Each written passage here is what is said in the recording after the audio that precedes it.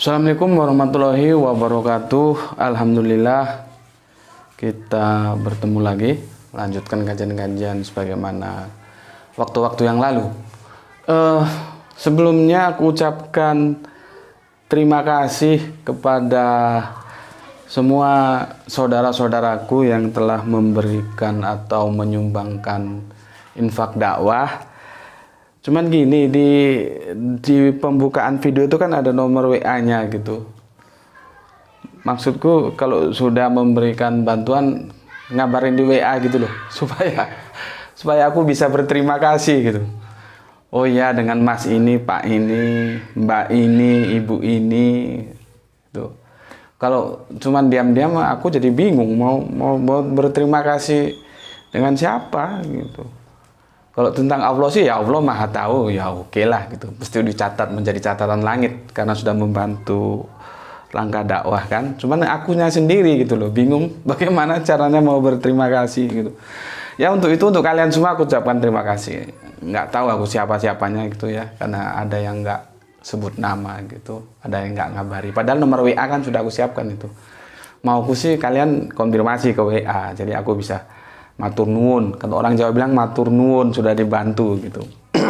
Oke, itu yang pertama. Matur nuwun Pak nggih, matur nuwun Mbak, matur nuwun Mas, matur nuwun semuanya gitu. Yang pertama, yang kedua, aku dapat kabar dari teman-teman dan juga aku kadang-kadang ada yang nyasar sendiri itu video-video kajianku ini, kajian kita ini banyak di copy ya, di copy sama teman-teman Kristen gitu. Oke, enggak apa-apa. Terima kasih teman-teman Kristen. Selama tidak disalahgunakan, besar harapanku semoga lewat video itu kalian mendapatkan hidayah gitu ya. Enggak apa-apa, silahkan gitu. Cuman aku juga kadang-kadang heran juga ya. Ketika videoku diunggah di channelku itu view-nya itu paling di atas paling di bawah ratusan ya, masih ratusan lah, belum sampai ribuan. Tapi ketika itu di copy oleh teman-teman Kristen dan diunggah, itu bisa langsung 1000, 2000, 3000 gitu loh. Kenapa kalau aku yang unggah kok cuman ke angka 500 view aja, itu perlu beberapa hari. Seperti kemarin waktu aku mengunggah tentang rencana perdebatan itu ya, itu yang dari pihak Kristen langsung ribuan itu aku lihat view-nya. Yang punya aku cuman berapa gitu, ratusan, nggak sampai ribuan. Pertanyaannya, teman-teman Islam kemana ya gitu? Atau dalam hal ini sepertinya teman-teman Kristen lebih rajin mengkaji ya lewat video-video daripada teman-teman Islam. Atau gimana? Nggak tahu aku, karena aku juga awam ya. Tapi faktanya begitu. Kenapa? Kalau yang di tempatku sendiri ya 500 itu sudah bagus dan itu perlu beberapa hari, sementara di teman-teman Kristen bisa langsung ribuan sampai 3000, 5000 dengan konten yang sama padahal. Terus begini, kalau teman-teman Kristen kirim video ke aku, ya sorry aja, aku nggak pernah lihat gitu loh. Aku nggak pernah lihat itu, dan aku nggak mau lihat. Kenapa? Kalian nggak tanggung jawab sih gitu. Masa kirim video doang gitu? Kalau mau videonya mau aku lihat, kirim dana untuk beli paket sekalian gitu. itu namanya bertanggung jawab. Lah kalau kamu bikin video dikirim ke aku, suruh lihat pakai paketanku, orang paketanku sendiri aja kurang kok nonton videomu gitu. Itu nggak bertanggung jawab itu. Kirim, kalau ini Pak, saya kirim video dari saya menanggapi Bapak, ini untuk paketannya Pak. Nah gitu. Kalau aku nonton videomu pakai paketanku ya nggak mau aku, orang paketanku sendiri kurang. Jadi sorry, aku nggak pernah lihat gitu ya. Tapi nggak apa-apa, kalian mau copy videoku nggak masalah. Selama itu untuk tujuan yang baik, untuk belajar bersama gitu, nggak masalah gitu. Nggak apa-apa kita belajar bersama. Nanti soal iman kan masing-masing. Terus begini, nah ini teman-teman Kristen juga perlu tahu ya bahwa kerangka berpikirku itu adalah mengkoreksi semua yang tidak alkitabiah. Semua. Bukan hanya Islam, bukan hanya Kristen. Lihat kajian-kajianku kan ada juga aku yang mengkritik pemikir-pemikir Islam gitu ya. Jadi ketika aku mengkritik Kristen ya, itu jangan-jangan kamu anggap itu sebuah ketidaksukaan, kebencian, menghujat, jangan gitu loh. Jadi anggap ini, bukan dianggap, memang ini sebuah apa ya? Tempat yang aku ingin ngajak kalian belajar open mind semuanya gitu loh. Bukan hanya Islam, bukan hanya Kristen, semuanya kita berpikir open mind. Kita kan punya nalar, punya logika. Makanya aku jargonku Islam rasional. Jadi beragama itu berdasar rasionalitas kita. Gitu. Pemikiran-pemikiran orang lain itu kan bisa aja kita gugat. Nah, ketika aku mengambil Kristen sebagai pusat kajian atau sebagai bahan kajian, itu bukan berarti aku menghujat, menghina, jangan. Gitu. Dan kalian tuh nggak perlu marah-marah lah, menghujat apalagi. Kenapa harus begitu gitu? Nah, seperti kemarin ya, kalian tahu, aku ini, nih aku ngomong terus terang nih, dengerin. Aku ini ada kelompok Islam yang anti mainstream. Selama aku punya dasar untuk menggugat, aku gugat. Ya, aku bikin itu videonya, kamu lihat, itu ada nggak tanggung-tanggung, itu 10 episode. Kamu tonton itu, teman-teman Kristen itu ya. Teman-teman Islam juga udah nonton tuh. Teman-teman Kristen silakan tonton. 10 episode, bukan tanggung-tanggung. 10 episode aku bikin itu yang intinya aku ada kelompok yang tidak percaya nanti mau kiamat itu Kanjeng Nabi Isa atau yang kalian bilang Yesus itu turun lagi ke bumi. Aku tidak percaya. Aku tidak perlu jelaskan karena sudah episodenya sudah ada 10, tinggal kau lihat di situ. Ya. Dan aku babak belur loh. Jangan kamu kira aku diajar kanan kiri. Tapi ya itu sebuah resiko. Kita harus berani memberikan pencerahan. Tidak ada masalah. Kan penilaian tergantung kepada penonton nanti. Apakah dia mau ngikuti atau enggak, terserah aja. Aku ini babak belur juga sama teman-teman Islam. Enggak masalah tapi gitu.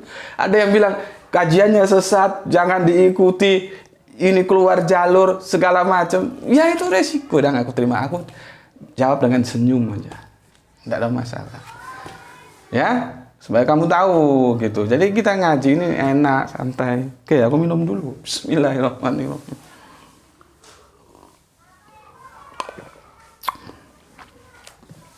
Nah, kali ini kajianku itu menyangkut kekristenan. Ini di request oleh Mas Wahyu dari Aceh.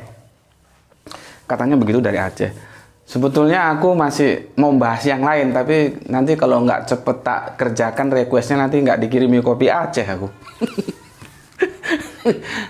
Kopi Aceh. Dulu aku pernah diundang Universitas Syiah Kuala gitu ya. Sama panitia itu diajak makan ke daerah Biren, ada bebek goreng Biren tuh nikmat sekali itu. Dan kalau teman-teman pergi ke Aceh ya, kalau mau sholat tuh nggak usah cari masjid, nggak usah. Sembarang aja masuk masjid. Sembarang, nggak usah pilih-pilih seperti di sini pilih-pilih. Sembarang masuk masjid. Subhanallah, imamnya itu lagunya begini punya. Enak-enak semua lagunya kalau imam itu. Itu pengalamanku waktu diundang Universitas Kuala itu 3 atau 4 tahun yang lalu. Jadi sekitar ada 3 hari atau 4 hari aku di Banda Aceh gitu ya. Jadi aku sholat itu, aku juga masuk ke desa-desa kalau pas libur itu ya. Kan bikin kajiannya kepada mahasiswa itu kan waktu ada jam-jam tertentu. Di luar jam itu aku jalan-jalan gitu kan. Sholat di mana saja, imamnya enak-enak. Itulah Aceh. Jadi kalau kalian ke sana nggak usah cari masjid yang imamnya enak. Kalau di sini cari mana imamnya, kalau di sana nggak semua enak gitu. Oke. Ini Mas Wahyu aku bahas ya requestnya ya. Semoga nanti kopi Acehnya dikirim. Kalau nggak dikirim ya tega amat. Nah, gini teman-teman Kristen, aku mau tanya sama kalian ya. Kalian percaya Yesus nanti mau kiamat turun lagi? Tuh, coba. Kalian percaya nanti Yesus jelang kiamat turun lagi? Itu kan eskatologi. Ini aku baca begini ya. Kenaikan Yesus Kristus adalah peristiwa yang terjadi 40 hari setelah kebangkitan Yesus, di mana disaksikan oleh murid-muridnya. Yesus Kristus terangkat naik ke langit dan kemudian hilang dari pandangan setelah tertutup awan. Seperti yang dicatat dalam Perjanjian Baru di Alkitab Kristen. Nah, 40 hari. Gitu ya. Jadi dieksekusi salib, diambil, masuk ke makam, 3 hari bangkit. Setelah bangkit 40, jalan-jalan ketemu masyarakat di sana. Aku ini ngikuti kitab ya, ngikuti Alkitab ya. 40 hari disaksikan 500 orang. Setelah 40 hari baru naik ke langit, ke surga katanya. Ya. Terus untuk apa sih Yesus ke langit gitu? Untuk apa? Makanya itu yang banyak digunakan oleh teman-teman Kristen untuk mengadakan KKR dalam judul kedatangan yang kedua. Jadi katanya nanti Yesus mau datang lagi jelang kiamat ke sini. Sekarang pertanyaannya, untuk apa Yesus ke surga dan untuk apa Yesus datang lagi ke sini? Nah, nanti ini kalau aku temukan dengan kapan-kapan kita bahas tentang Kristen Mormon, jadi kacau lagi. Karena Mormon sudah bilang Yesus turun di Amerika. Nggak tahu. Coba gimana itu? Aku 2 kali ketemu teman bule Mormon, diskusi di rumahku dan aku diundang ke gerejanya. Bule-bule itu kan dari Amerika semua. Dia bilang Yesus itu sudah turun di Amerika. Berarti berapa kali? Enggak 2 kali kan? 3 kali gitu. Itu hal lain lah, nanti kita diskusikan. Nah sekarang kenapa Yesus itu naik ke surga, nanti akan turun dari surga ke dunia jelang kiamat, eskatologi. Itu kenapa? Dan kalian percaya itu? Kalian percaya Yesus turun lagi? Gitu. Makanya aku maaf kata ya, kadang-kadang gitu. Kalau aku pinjam istilahnya Kang Rocky Gerung, itu ada istilah apa? Dungu. Aku nggak tahu. Dungu itu sebetulnya nggak enak juga. Takutnya nanti dikirain kasar ngomong dungu gitu ya. Intinya gini loh. Di kelompok agama apapun, entah itu Islam, entah itu Kristen, entah itu Hindu, entah itu Buddha, kalau kalian nggak menggunakan rasional akal kalian untuk beragama, ya seperti yang dikatakan oleh Mas Rocky Gerung itu loh. Ya, makanya logika itu dimainkan gitu loh. Pembeda kita dengan binatang itu kan di logika, di akal, di rasional. Makanya aku mengusung Islam rasionalis. Itu jauh sebelum Mas Rocky Gerung mengusung akal sehat. Waktu aku itu adanya waktu aku diundang kajian di Kalimantan Timur di Samarinda itu tahun awal-awal 2000-an. Aku sudah ngomong Islam rasionalis gitu. Tapi kan aku nggak pernah masuk TV karena nggak cukup masuk TV. Kalau aku masuk TV nggak ada yang berani TV ngundang aku. Ya. Karena kajian-kajian akidah itu nanti hitam putih. Kecuali kalau aku ngomong sholat yang rajin, puasa yang rajin, itu nggak ada resikonya. Tapi kalau sudah inna dina indallahi Islam, itu beresiko. Itu akidah gitu ya. Oke, sekarang kita lanjut, terlalu banyak ngobrol ini. Ya santai-santai lah, nggak usah terlalu serius. Jawabnya itu begini. Ada di Yohanes ya. Sebetulnya teman Kristen tahu ini ya. Yohanes ya. 14 ya. Di 2 sampai 3. Ya, Yohanes 14 2 sampai 3. Judul kajian kita hari ini, aku belum tulis ini, kata siapa? Ya. Kata siapa Yesus naik ke surga? Nih judul kajian kita. Kata siapa Yesus naik ke surga? Ini kata siapa? Kalian percaya nih? Ya? Kata siapa? Maka jawabnya untuk apa Yesus naik ke surga, ya? Dan untuk apa nanti Yesus turun lagi, ya? Jadi hampir sama dengan mainstream Islam gitu ya. Cuman nanti turunnya untuk apa gitu. Yang kemarin aku sudah tolak 10 episode itu ya. Ya, untuk apa? Jawabnya di Yohanes 14:23 gini. Di rumah Bapakku banyak tempat tinggal. Jika tidak demikian, tentu aku mengatakannya kepadamu. Sebab aku pergi ke situ untuk menyediakan tempat bagimu. Dan apabila aku telah pergi ke situ dan telah menyediakan tempat bagimu, aku akan datang kembali dan membawa kamu ke tempatku, supaya di tempat di mana aku berada, kamu pun berada.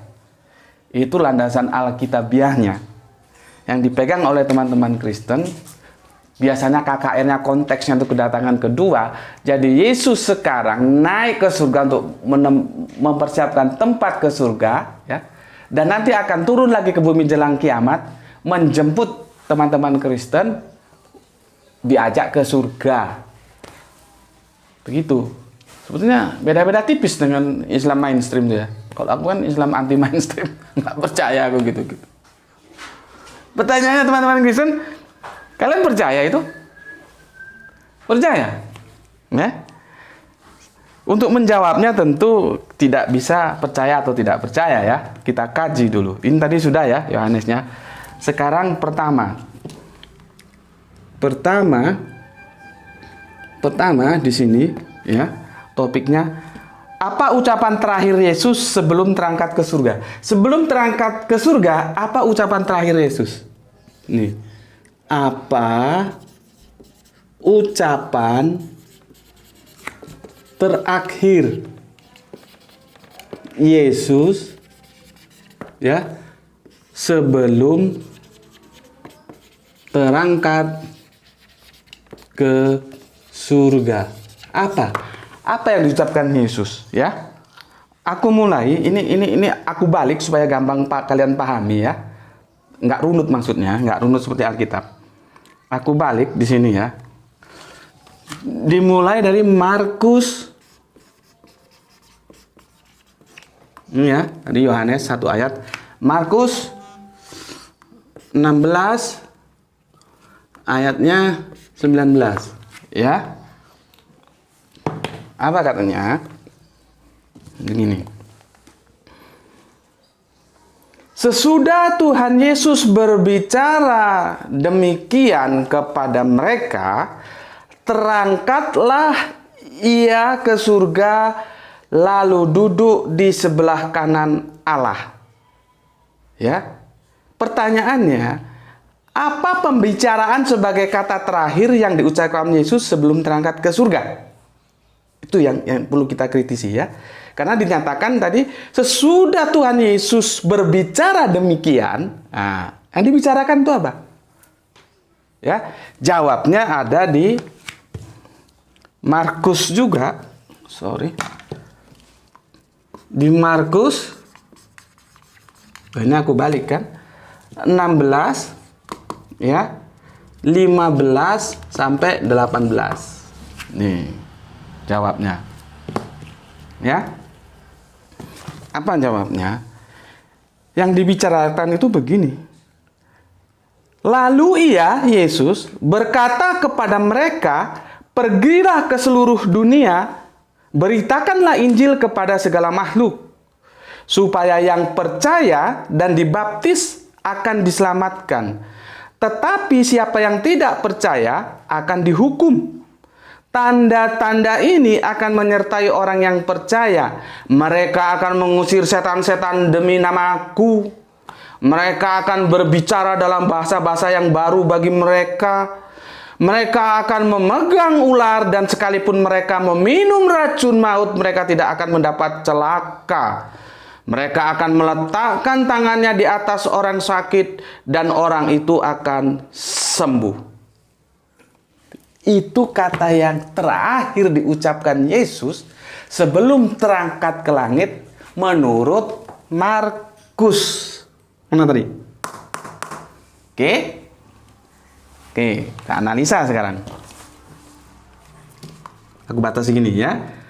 Jebret. Kita nggak bicarakan ayat ini palsu atau nggak. Biar aja seperti itu dulu. Ya.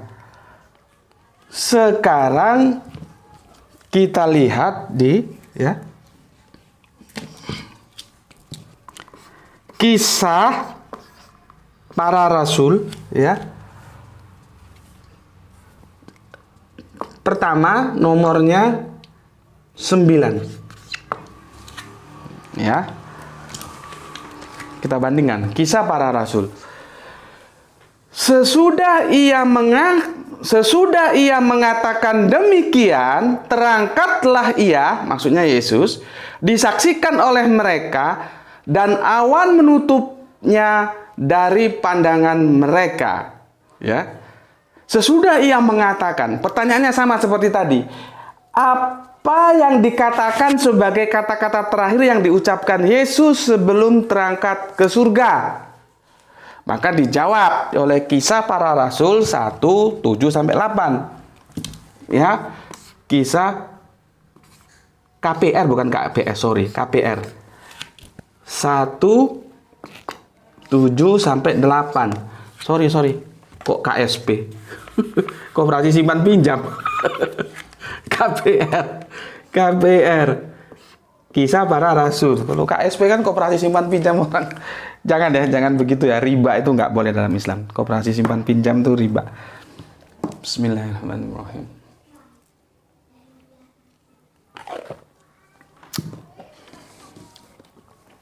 Oke. Ini kacamata nggak bisa plus minus sih, kecil katanya. Jadi buka pasang. Oke, apa jawabannya ya? Jawab Yesus, engkau tidak perlu mengetahui masa dan waktu yang ditetapkan Bapa sendiri menurut kuasanya.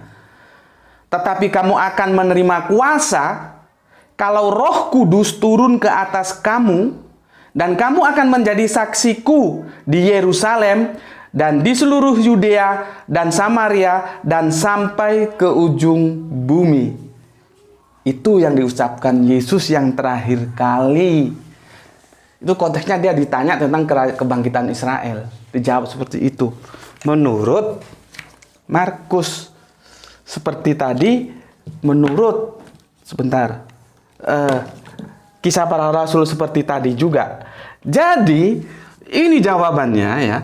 Jawaban di sini, aduh habis ini yang merah. Iya, habis. Jawaban di sini itu berbeda diametral dengan jawaban di sini. Apa kata-kata terakhir? Ini Kisah Para Rasul yang nuliskan Lukas. Kenapa Markus dan Lukas nggak kompak? Gitu loh. Jadi teman-teman Kristen, jangankan kamu mau jawab, nggak usahlah pusing kepala kau. Seandainya Markus sama Lukas masih hidup, kita tanya di sini itu bingung semuanya. Sebetulnya apa yang dijawab di kata-kata Yesus yang terakhir sebelum naik ke surga? Kok beda? Aku ulangi lagi, beda kan? Kalau menurut Markus, kata-kata terakhir ya, lalu ia, Yesus, berkata kepada mereka, pergilah ke seluruh dunia, beritakanlah Injil kepada segala makhluk. Siapa yang percaya dan dibaptis akan diselamatkan, tetapi siapa yang tidak percaya akan dihukum. Tanda-tanda ini akan menyertai orang-orang yang percaya. Mereka akan mengusir setan demi namaku. Mereka akan berbicara dalam bahasa-bahasa yang baru bagi mereka. Mereka akan memegang ular, dan sekalipun mereka minum racun maut, mereka tidak akan mendapat celaka. Mereka akan meletakkan tangannya atas orang sakit, dan orang itu akan sembuh. Itu kata Markus. Sekarang apa kata Lukas dalam Kisah Para Rasul? Jawab Yesus, engkau tidak perlu mengetahui masa depan waktu yang ditetapkan Bapa sendiri menurut kuasanya. Tetapi kamu akan menerima kuasa kalau Roh Kudus turun ke atas kamu, dan kamu akan menjadi saksiku di Yerusalem dan seluruh Yudea dan Samaria dan sampai ke ujung bumi. Beda kan? Yang mana yang benar? Jawaban mana yang benar? Gini kamu percaya kalau Yesus naik ke surga? Redaksi ini aja amburadul sudah. Ya. Sebetulnya aku mau lanjutkan, tapi waktunya sudah malam ya, sebentar lagi maghrib. Mungkin besok kita lanjutkan. Untuk pertama kita kritik dulu apa kata-kata terakhirnya, ya. Itu aja dulu. Dan kamu pikirkanlah, apakah kamu masih percaya? Aku nggak menyimpulkan loh ya, memberikan sebuah ini loh data seperti ini. Ayo kita pikirkan bareng. Kamu percaya nggak? Kalau kamu percaya ya monggo, argumentasinya apa? Kalau nggak percaya monggo, argumentasinya apa? Ya, jadi nggak ada paksa-paksaan. Dan ini ayatnya jelas ya. Ini, ya. Oke, itu dulu. Maaf-maaf kata kalau ada salah-salah ngomong. Semoga kita semua selalu bahagia dalam kasih sayang Gusti Allah Agung. Sebentar lagi maghrib nih. Oke, assalamualaikum warahmatullahi wabarakatuh.